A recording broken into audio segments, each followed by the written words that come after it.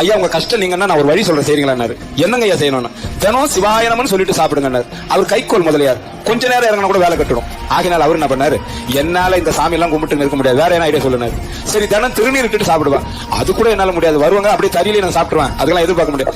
திருநீர் இட்டவங்களை பார்த்துட்டாவது சாப்பிடுறியா, இது கொஞ்சம் எளிமையா இருக்குது, இது ஒன்னா ஒத்துக்கிறேன்ட்டாரு அவரு.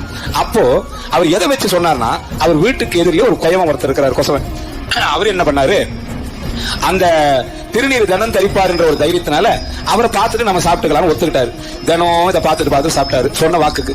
அன்னைக்கு அவர் மண் எடுக்க போயிட்டாரு, உழ மண்ணு. அட இவனை நம்பி இந்த வார்த்தை விட்டா இவன் எங்க போனான்னு தெரியல. நம்ம இப்ப பசி எடுக்குது, நான் என்ன பண்றது, பார்த்துட்டு வந்து சாப்பிடணுமேனுட்டு அவன் எங்க போய்க்கிறான்னு வீட்டுல போய் கேட்டாரு. அவர் மண் எடுக்க போயிட்டாருன்னா இவர் வேகமா ஓடுறாரு பசியில, அவனை பார்த்துட்டு வந்து சாப்பிடலான்னு. அவன் என்ன பண்றான், மண் எடுக்கும் போது வெட்ட வெட்ட ஒரு சத்தம் கேட்குது. என்னன்னு தேன்னா புதையல் கிடைச்சிக்குது. அப்படியே யாரும் பார்க்க கூடாதுன்னு சந்திரி பண்ணாம தூக்குற நேரம் பார்த்து இவன் போய் அங்க நின்னு அவன் முகத்தை மட்டும் பார்த்தான். இவன் என்ன பண்ணா, முகத்தை மட்டும் பார்த்துட்டு பாத்துட்டேன்னு வந்துட்டான். இவன் எதை பார்த்தான்னு சொல்லல. வந்தாரு இவரு, சாப்பாடு நல்லா உட்காந்து சாப்பிட்டு உட்காந்துட்டார் தறியில எப்போதும் போல. நான் யாரும் பார்க்கலன்னு பார்த்தா இவன் வேற பார்த்துட்டு போயிட்டான்னு அவன் பார்த்தது முகத்தை, திருநீரிட்ட முகத்தை. அவன் என்ன பண்ணா, வந்து எப்ப நீ யாருக்கிட்டையும் சொல்லாத, இந்த பதில் வீணா போயிடும், இதுல பாதி உனக்கு தரேன் அப்படின்னு கொடுத்துட்டு போயிட்டான். முகத்தை, திருநீரிட்ட முகத்தை பார்த்ததுக்கே பாதி கிடைச்சா நீங்க இட்டா எவ்வளவு கிடைக்கும்னு யோசிச்சுக்கீங்க.